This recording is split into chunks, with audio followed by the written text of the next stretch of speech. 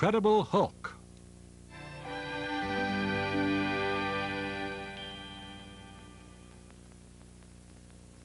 Republicans ran New York State, taxes increased 8 times in 16 years, and people who lived in neighborhoods like this one struggled harder to make ends meet.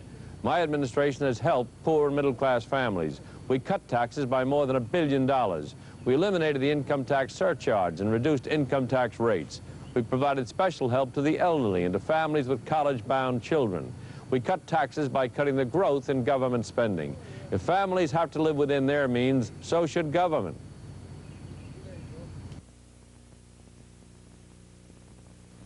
Tomorrow night, reach into the unknown with Dr. Strange. Do you believe in evil, Doctor? You're telling me you're a sorcerer. Don't defy me, Stephen, or I'll take my pleasure from you in another way. John Mills is the power of good. Jessica Walter is the power of evil, and mankind's fate hangs in the balance.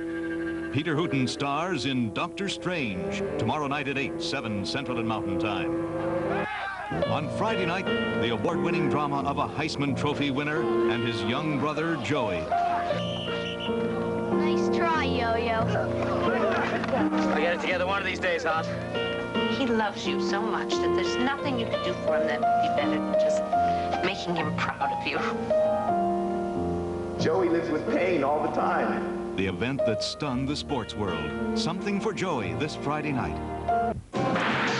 On Saturday night, Clint Eastwood stars in the hard-hitting police drama, Magnum Force. He's better known as Dirty Harry, tough on criminals, tougher on himself. Clint Eastwood in Magnum Force, Saturday at 9, 8 Central and Mountain Time.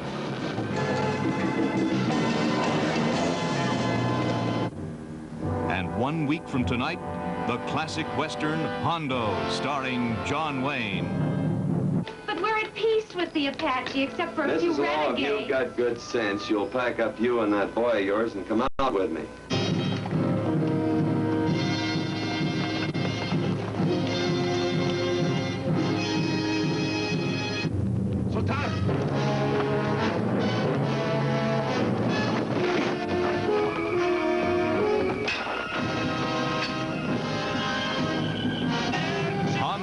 Next Tuesday at 9, 8 Central and Mountain Time.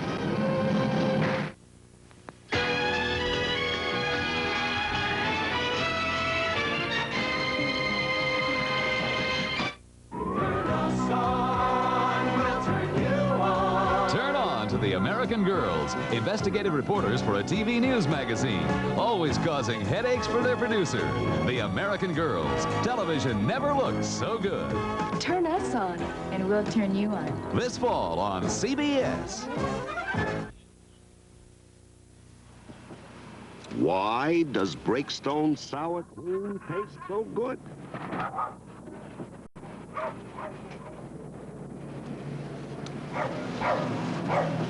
In his day, Sam Breakstone was one of the most demanding men alive. What do you want, a medal? But if Sam weren't so demanding, his sour cream wouldn't be so good. 1, 2, 3, 4, 5, 6, 7, 8. Announcing 8 new shades from Lip Quencher. Wet, wonderful colors drenched with moisturizers. So your lips look as good as they feel. 1, 2, 3, 4, 5, 6, 7, 8. 8 new shades from Lip Quencher. They won't just wet your whistle. They'll ring your chimes. For the next few seconds, we're gonna make your mouth water. It's the best way we know to show you why we named this frozen pizza La Pizzeria. Just look at all that gooey cheese and sauce, like Pizzeria pizza, and big hunks of sausage and pepperoni, like Pizzeria pizza. So what else could we name it but La Pizzeria? The frozen pizza that's as good as pizza you go out for. Cheryl Teagues joins Mike tomorrow at 4:30.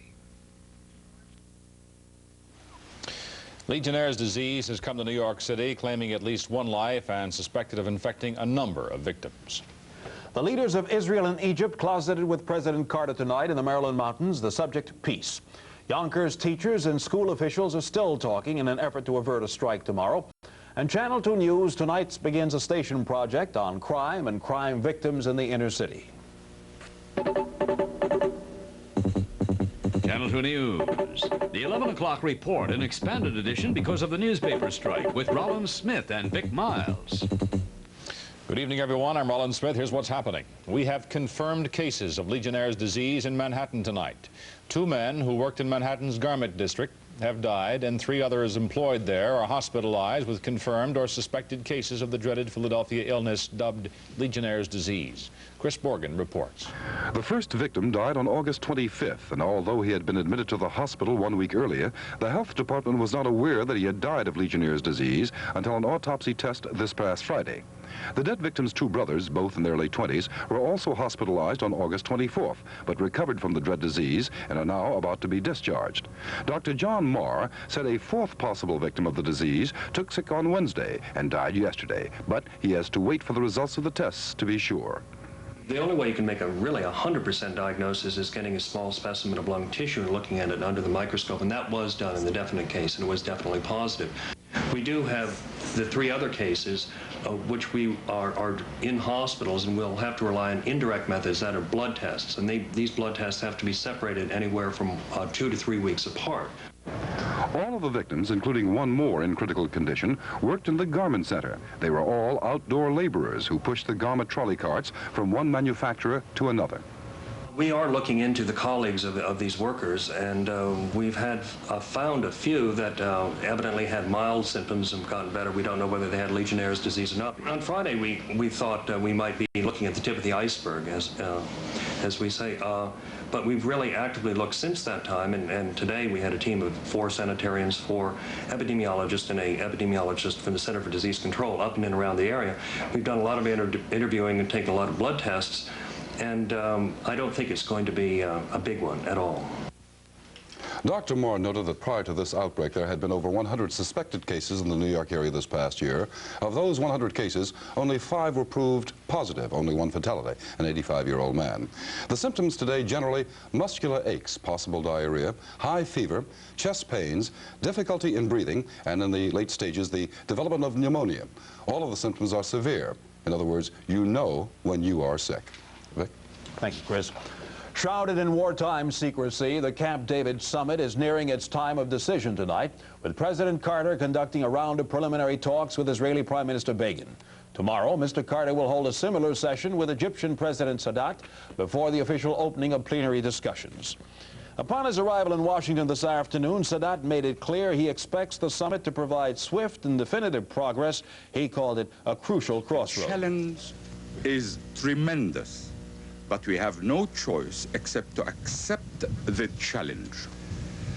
We cannot afford to fail the hopes of nations all over the world. No one has the right to block the road to peace.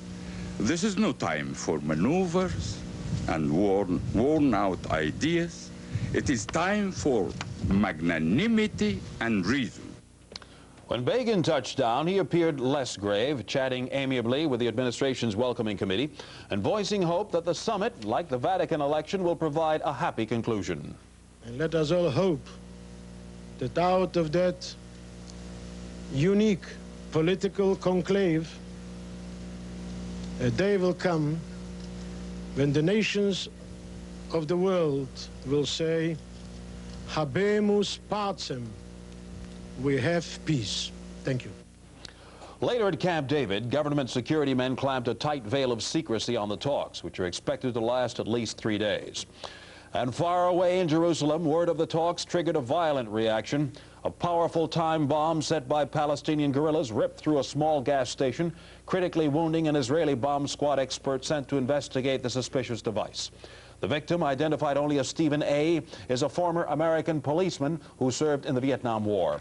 And in a little more than an hour, starting at 12:15, CBS News will present a half-hour special report on the Mideast Summit entitled High Stakes at Camp David. Hello. Yonkers teachers and the school board are still talking at this hour, trying to avert a strike threatened for the opening day of school tomorrow. There's no hard word on how things are going, but earlier tonight, the head of the teachers union told Roseanne Coletti what advice he'd given his rank and file.